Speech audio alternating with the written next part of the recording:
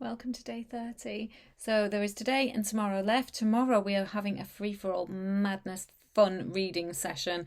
I'll talk to you about that then. So make sure you tune in because I think it'll be a really, gosh, beautiful way to celebrate this time and space as a collective and to honour one another. But today we are going to do a very quick time reading together. So I have some themes that I'm going to say, and I want you to shuffle your cards along with me. So if you've not got them, go get them. And we're going to pull a card. So I'm going to pull a card for us as a collective, and you guys pull a card for yourself as individuals. And hopefully this will shed some light and enlighten us, and it will be like a little quick, speedy journey through everything we need to know right now that's going to kind of help consolidate all of our learning. So make sure you have pen and paper too to write your cards down and my cards that I'm pulling on your behalf. I think that will be beautifully empowering and give us like a huge dose of tarot medicine before we finish up the course tomorrow. So the first card that we will all pull a card for is, what are we afraid of? What are we afraid of right now? So the collective card, shuffle, cut, and opening that card. Queen of Coins, we're afraid of our own freedom and abundance. Does that sit right with us? You know, I can see how that sits right with me.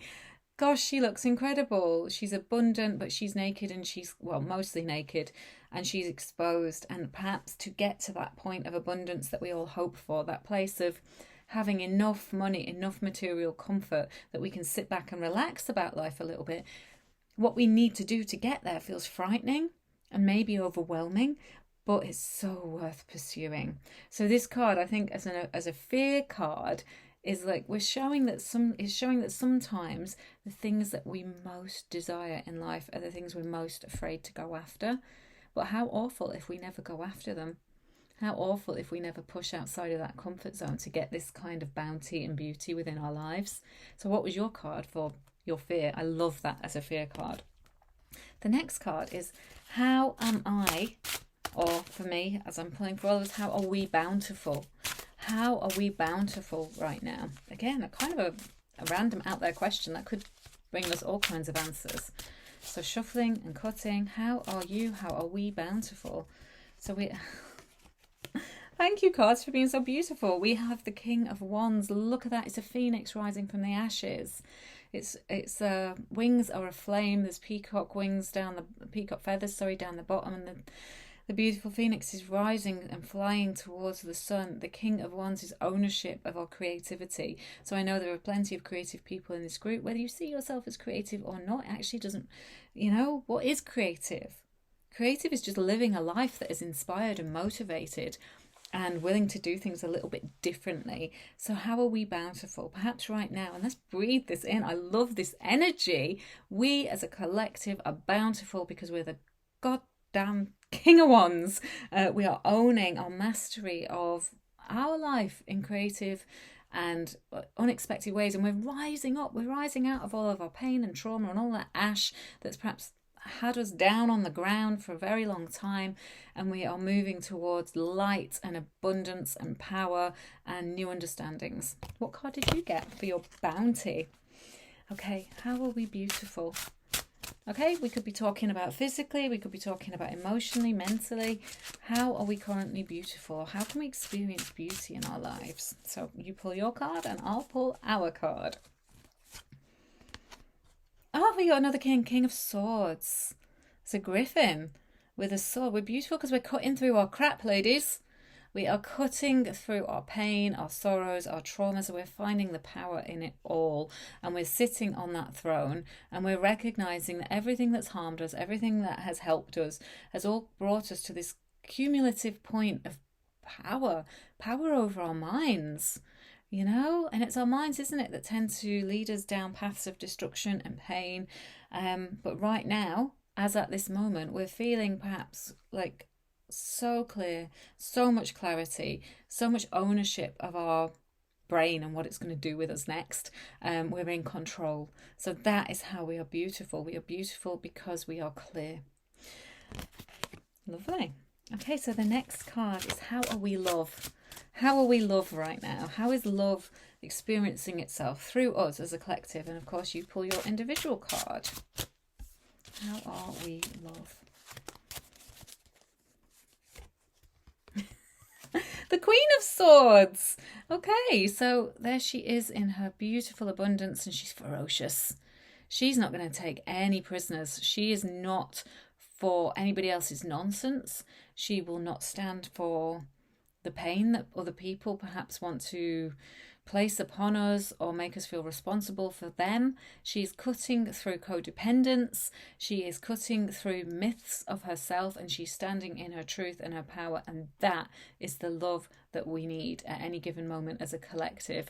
We need to honour ourselves and who we are becoming, and be beholden to nobody else. That is the love that we need, like forensic self-love. How can you give yourself self-love today in a way that is unrepentant and unapologetic and definitely no compromises? What card did you get? Okay, how are we career-wise? So I know all of my clients, most of my clients tend to be people wanting to know about their career and their work. So let's take a card for our career and our work. How are we crafty? How are we becoming career-wise? Work-wise? Ooh, Two of Swords. I love all those flames on this Two of Swords.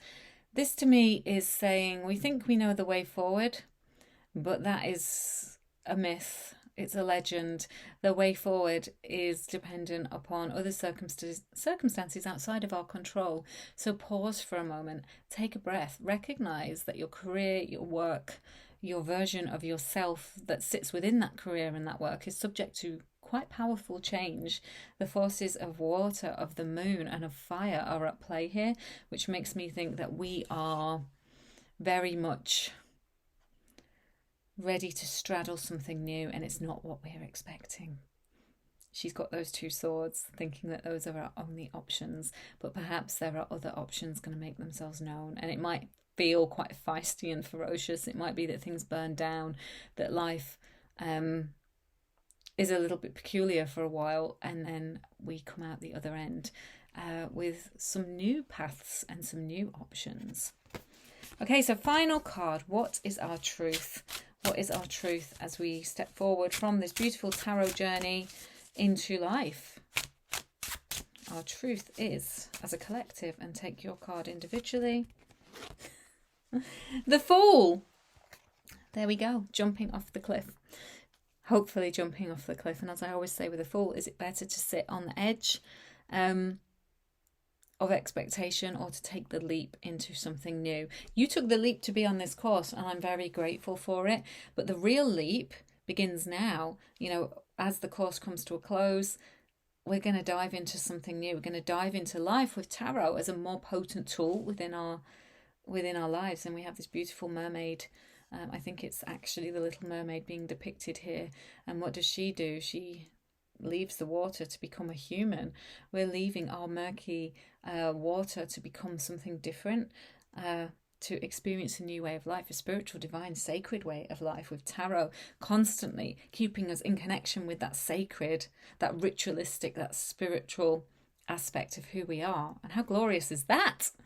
Okay, what card did you get? I'd love for you can reflect on this below. You can either choose a couple of cards that meant a lot to you, or share them all if you have the time.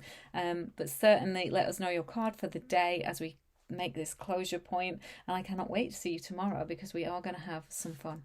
Bye.